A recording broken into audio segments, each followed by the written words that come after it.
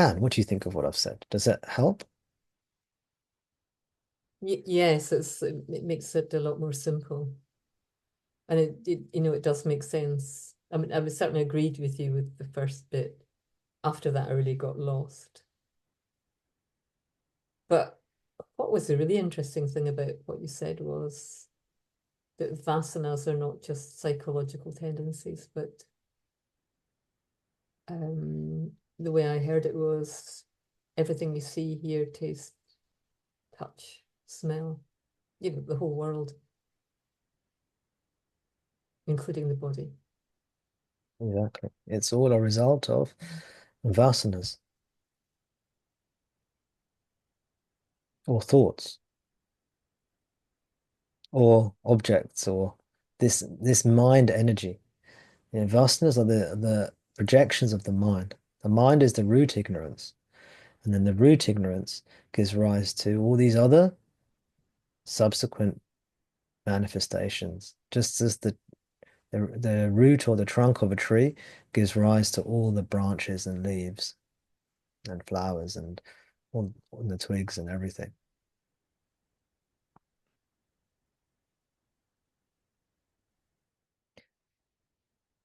And anything else you want to ask or say?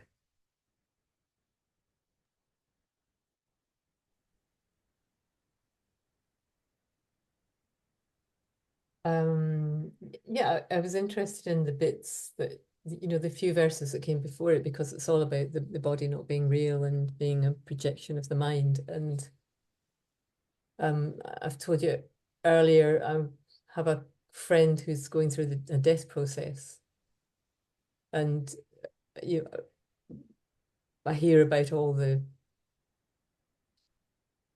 physical symptoms of that, and it's not pleasant to hear. No, Um, it's very sad. it is very sad. And she's dying of cancer, and I've had cancer, and well, that I don't always I don't want to really hear about it, but you do have to. Well, I like to support her anyway. So that was nice to read. It is good to read things about how this body is. It is part of Maya, and reassuring. Even if I don't believe it all the time, then I do believe it. The more I read, the more I believe it, and the The more more I you see, believe that the body is not real, the more I believe the body's not real. the more you believe that it's a projection of ignorance. Hmm. And I think people coming to, I've been with a few people who've been close to death, and you can see that realization coming over them, even if they've not had any connection with anything spiritual. There seems to be something that happens. I don't know if it's with everybody. I mean, you'll know better than me because I'm sure you've seen a lot more. But um, I noticed how in another way it's very peaceful to be with somebody who's close to death. If they've accepted, Hmm. Hmm. if they've if they're learning from it.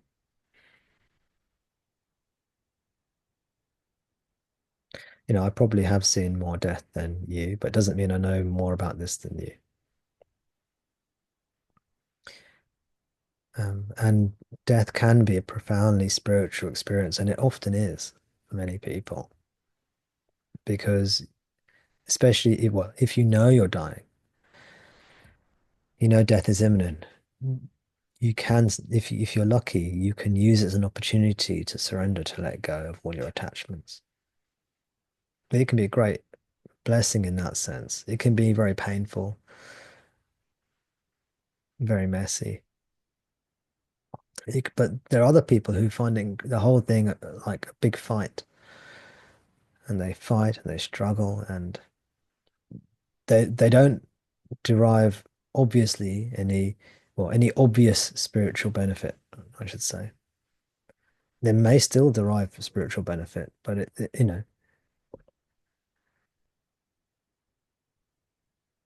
they're dragged to the grave, kicking and screaming, as it were. Again, not very nice imagery. Sorry about that. But one of the secrets to death is to die before you die. It means inwardly, psychologically die and let go of attachments before you are forced to let go of them, you know, and prepare ourselves now for death.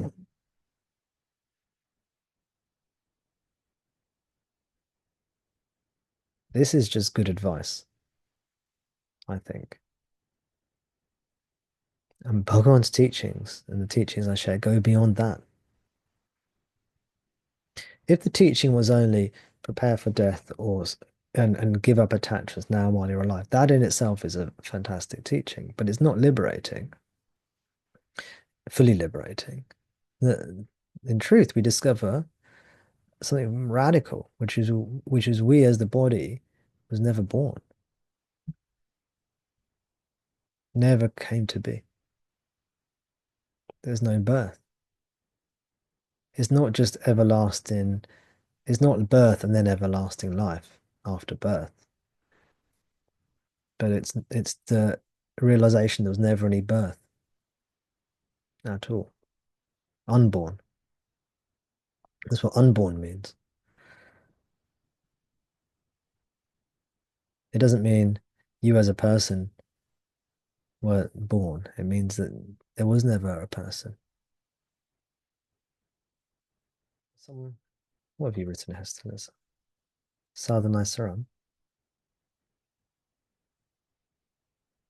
You want to read to us? Sure. I was reading it this morning, and it's very connected to what Anne is saying. A very beautiful verse. Having understood, if death is only the destruction of the body, then it is merely the state in which I, the soul, am separated from the insentient body.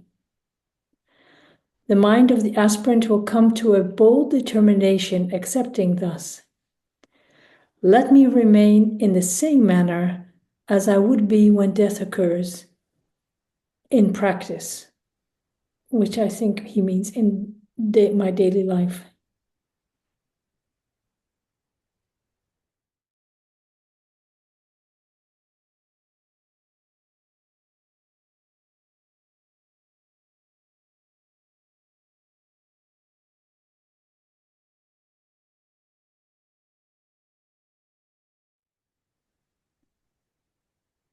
I found it very reassuring in a way, and also very true. I mean, often this is said, we are not the body, but here it's very clear that the body is insentient.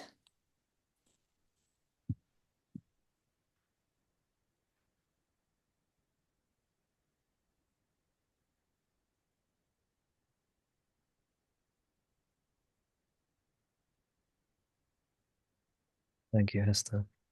I have my copy of Sadhana Saram.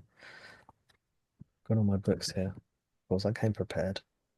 Verse 143. Having understood, if death is only the destruction of the body, then it is merely the state in which I, the soul, meaning the Atman, am separated from the insentient body. Idea is here that if death is death of the body, then death is the point at which what I truly am, will be separated from the body. Meaning the body will die, but that which I truly am will remain. The mind of the aspirant means seeker, the one who aspires, the one who seeks. The mind of the aspirant will come to a bold determination, accepting thus: let me remain in the same manner as I would be when death occurs in practice. I'm not sure what that in practice means. I think the way I heard it was, let me, in self-inquiry, in my practice, in my sadhana, let me go into that state of, let me exist in my sadhana, in my self-inquiry, as I would in death, meaning let me be without the body. Let me just be in pure existence, in Sat Chit Ananda, without the body. So this thought experiment is saying, when I die, if death is mere destruction of the body, then death is when the body dies, but I remain as I truly am, meaning Sat Chit Ananda, pure consciousness, pure happiness, pure bliss, pure being. So in my spiritual practice, why don't I just do the same? Remain as if I am in that state. That's my interpretation of the verse. Did anyone hear anything differently?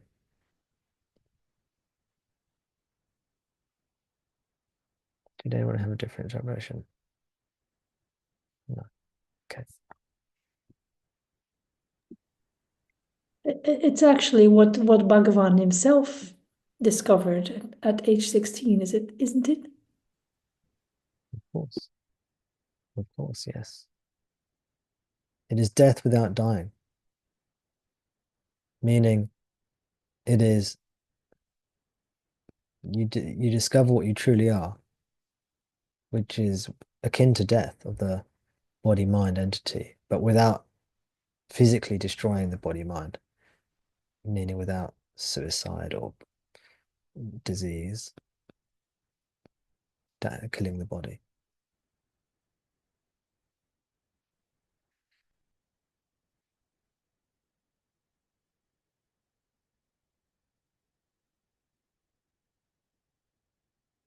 See, the next verse says, see, the previous verse uses this phrase, bold determination. Basically, if you confront death, death is when the body is destroyed.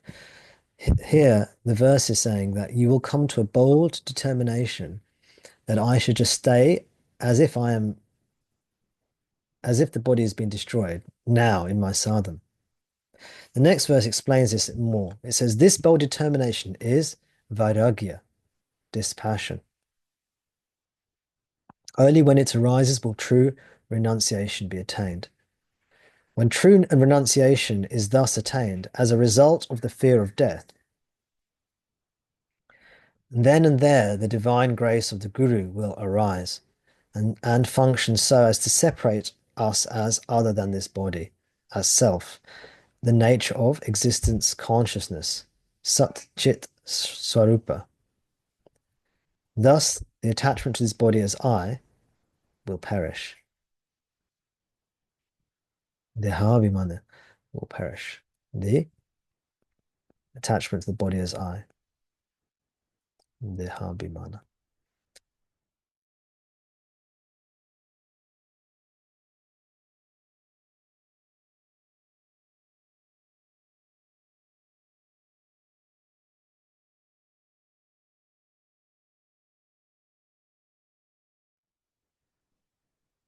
So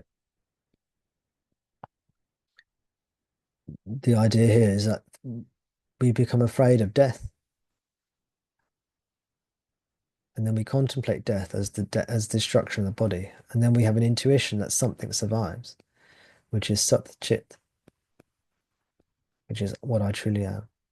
And then we go into that, we go into ourself and remain just as we are at death, which is the self.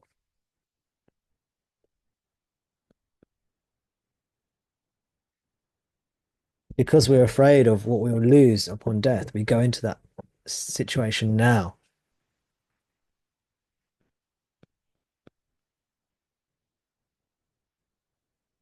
And yes, this is what happened to Bhagavan, because a fear of death came upon him. So Sri Sadhu Om in these verses is trying to perhaps give us a flavor of what Bhagavan Ramana went through in his so-called death experience. where the fear of death overcame him and it drove his mind inwards. Grace of Guru was activated and self-realized.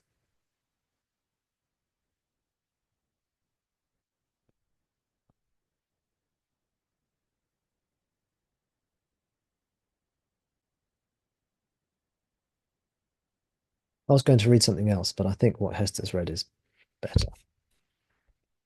It's different to where I was going, but I think it's very relevant.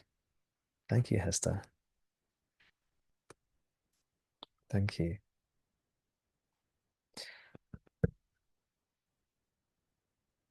Hester, would you like to say anything? Anything you want to say?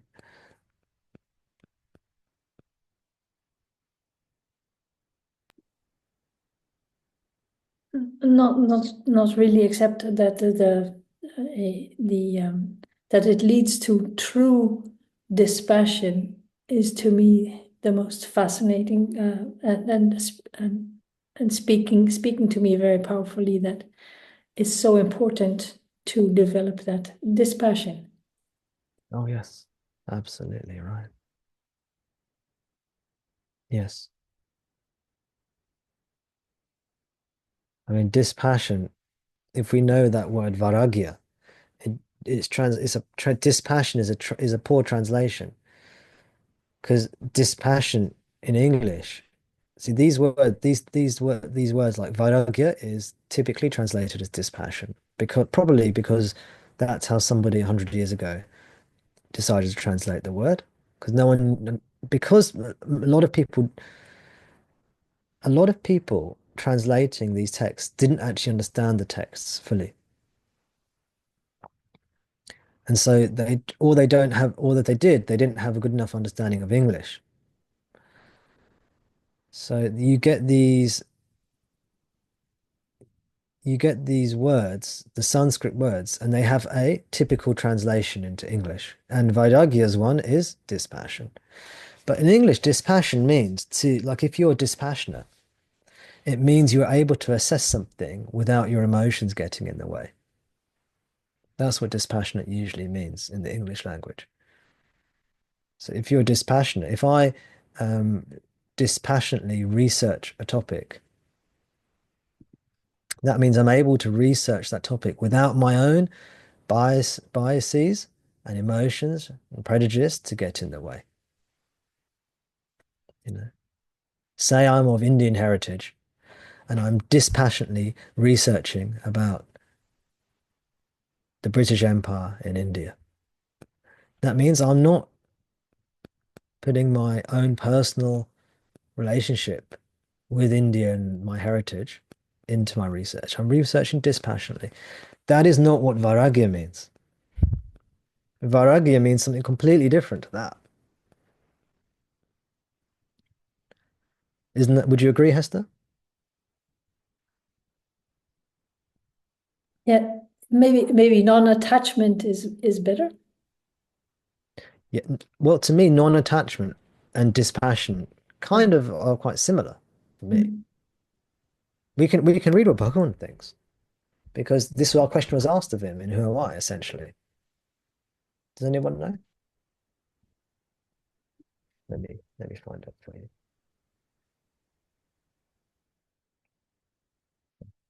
I'll read a verse.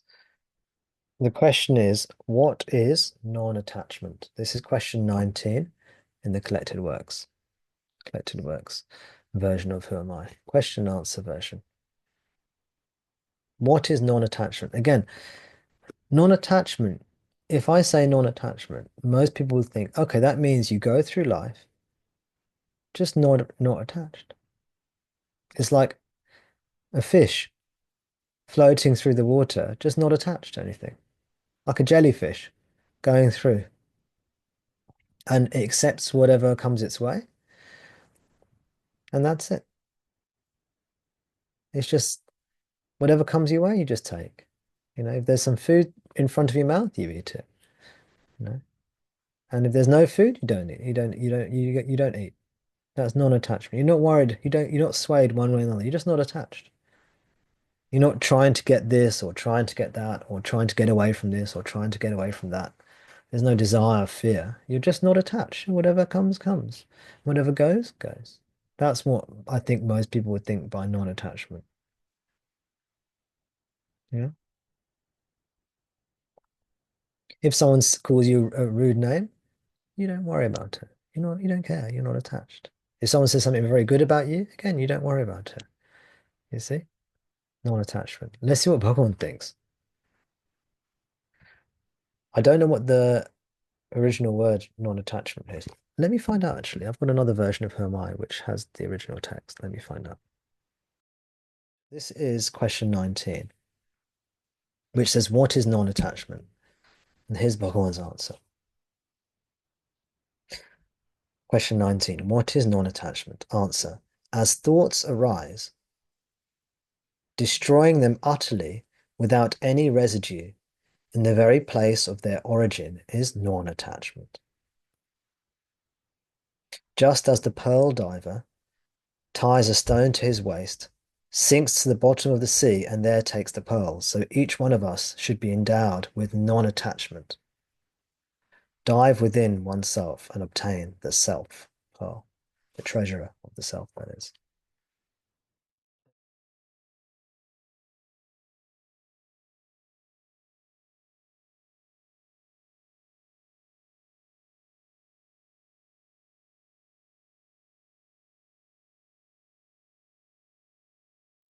In the essay version I have,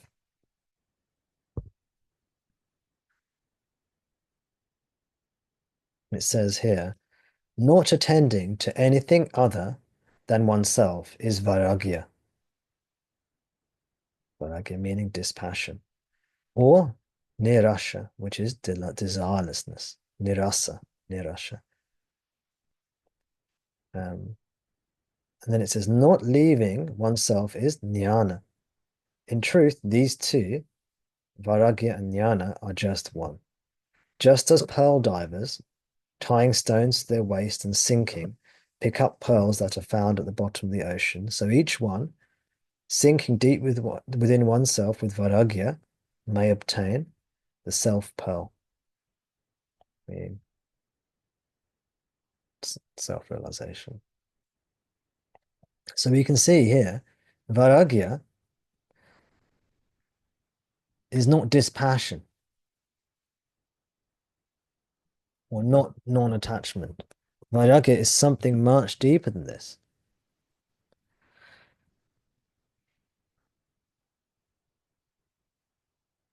I'll read what Bhagavan says again.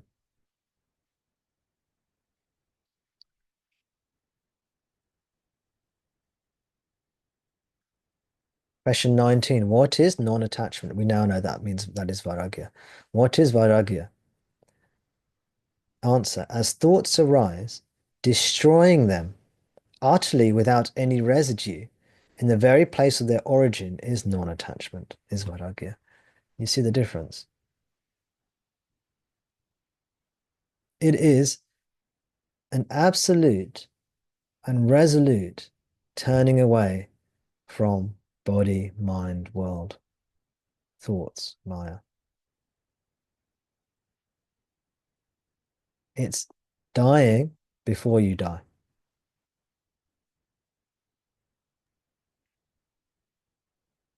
I think it was Muruganar who called it dying without dying.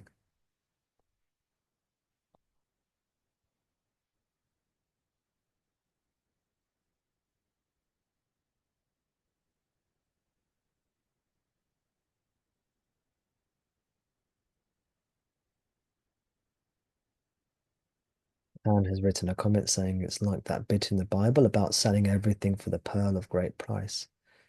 Yes, they both use the pearl metaphor, don't they? Bhagavan is saying the pearl is deep within us.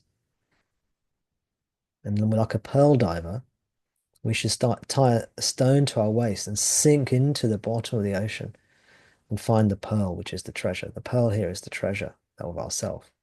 It is this tiny thing that is difficult to see from the surface of the ocean. Barely looks like it's there. But you have to go deep, plunge deep within yourself. And then you'll find it. You won't find it on the surface. You have to go deep within yourself. away from the surface, which is the objects,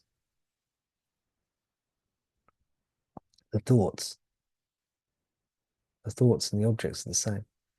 The pearl of great price in the New Testament, in the Bible, this is a story that Jesus told.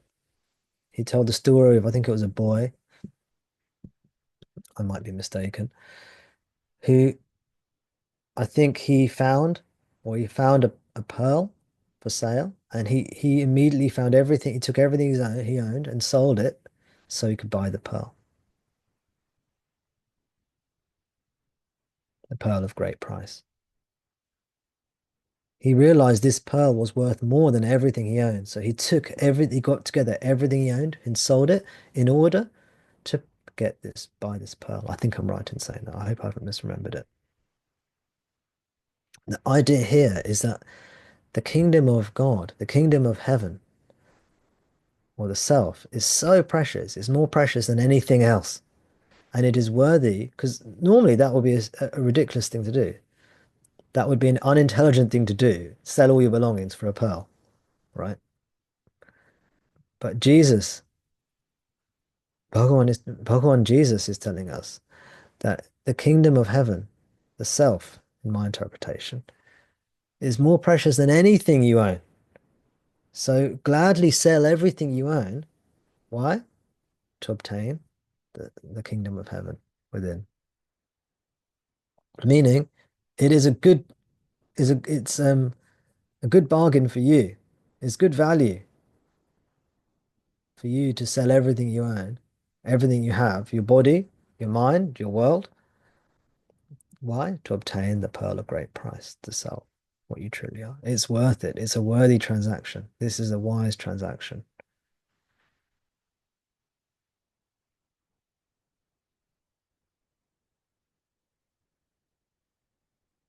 Meaning the kingdom of heaven is worth more than all these other things. Yeah.